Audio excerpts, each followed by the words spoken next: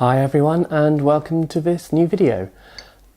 This time we're going to be doing something a bit different. I'm not actually going to be making anything. I'm actually going to be talking to you about the costumes in the 1960 film The Time Machine. So I've got my cup of coffee and let's get into talking about this film. This was a film that I was introduced to at a very young age by my sister, and it was because of the costuming element of this film. If you know the film, there's a dress shop opposite where Rod Taylor lives, and he watches the changing fashions as he goes forward in time. So obviously as a young child, this was interested in costume. This was like so interesting to me. I was watching again recently and I suddenly realised that I recognised one of the costumes that was in the dress shop window. And then this piqued my interest and I thought, oh, okay, if this is a famous costume, I wonder if there are any other famous costumes within the sequence. And then looking at these and talking about it with other costume people, we discovered a few. So what I'm going to talk to you today is about these costumes, what they were made for and who wore them and in what film. I'm going to break this down into three sections, and this correlates with the three moments in the film where he stops. So the first section is 1900 to 1917. The second section is 1917 to 1940, and then the third section is 1940 to 1946. And within these sections, I will talk firstly about the costumes that myself and my friends have been able to recognise, and then the second half of each section will be showing you the costumes that are still unidentified. So if any of you recognise these, please get in touch and let me know. I'd love to find out what these are, who wore them, and maybe we could also then do a second video about those other costumes. So let's start and look at the first section, which is 1900 to 1917. So the first dress that we see in the shop window is a burgundy velvet walking dress, I suppose you'd call it. And this was the first costume that I actually recognised. This is a dress that was made for Jane Greer in the 1952 film The Prisoner of Zenda. And this was designed by Walter Plunkett. And this is actually in a collection of a good friend of mine. You can follow him on Instagram.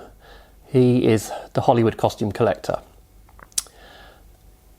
Then the second costume is a green bathing suit. Now, this one is still a little bit of a mystery to me. The only other film that I've spotted it in is Gigi, where it's worn by the courtesan at the beach. And of course, Gigi was designed in 1958 by Cecil Beaton. Now, because this costume is seen on a very minor character in Gigi, I think that this was made for something else previously. So if you've spotted it, please let me know.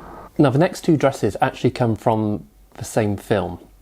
The first one is this white embroidered day dress. And this was actually designed by Helen Rose in 1956 for Grace Kelly to wear in her final film, The Swan. We have photographs of Grace Kelly wearing this dress in stills, but unfortunately the scene that it was made for within the film was cut from the final film. And this dress actually came up for sale a few years ago through one of the big auction houses. And here's a photograph of it when it was sold. And then the fourth dress, which has bothered me for a long time because I kept looking at it and I was like, I know this dress, but I couldn't place it. And then in the last few days I was flicking through an auction catalogue and there it was. It's attributed again to Helen Rose for the 1956 film The Swan, worn by Estelle Winwood. But again, the scene that this dress was worn within the film was cut from the final feature. So we only have the provenance from the auction catalogue to say that this is what this dress came from. There are no photographs of her wearing it as far as I can see. So now let's look at the costumes that I haven't been able to identify.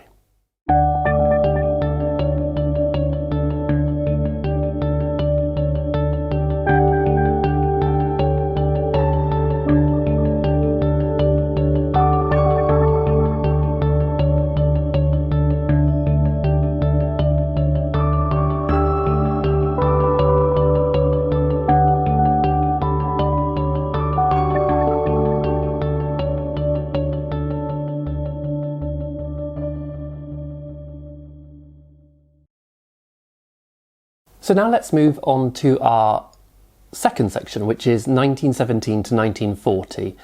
Now, this is where it gets a bit odd because they're using contemporary clothes for earlier periods, which just is a bit odd to me.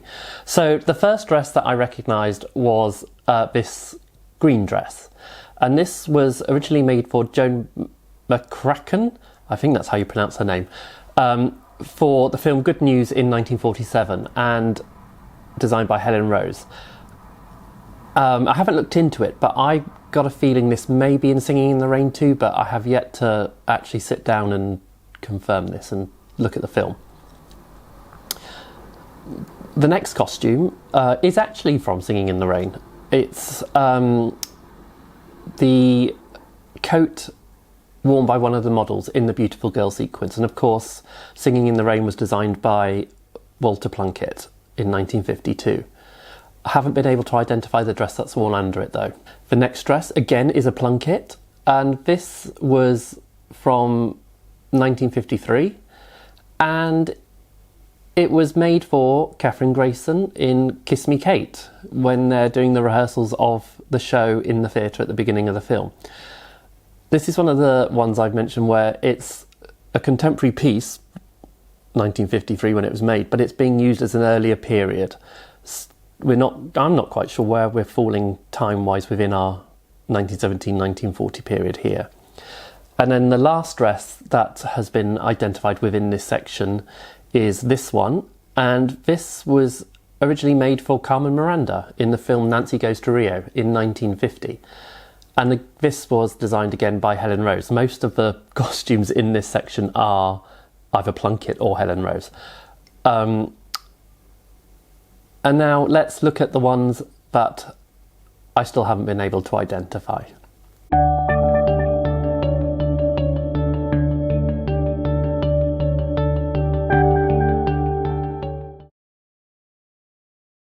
The third and final section is 1940 to 1966, and this is the section where I've only been able to actually identify two dresses. The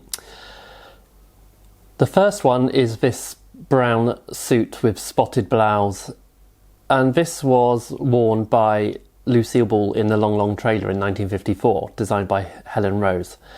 And this again is one of the costumes that Debbie Reynolds had in her collection and sold in her auctions.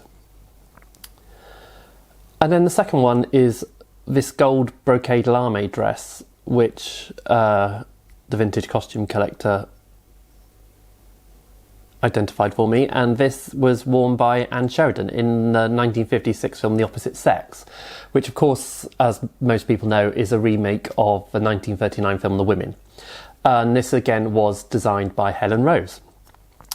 So those are all the ones we've been able to identify. We'll now look at this last section of mainly unidentified costumes. So again, if you please recognise any of these, let me know. I'm really interested to see what these are from.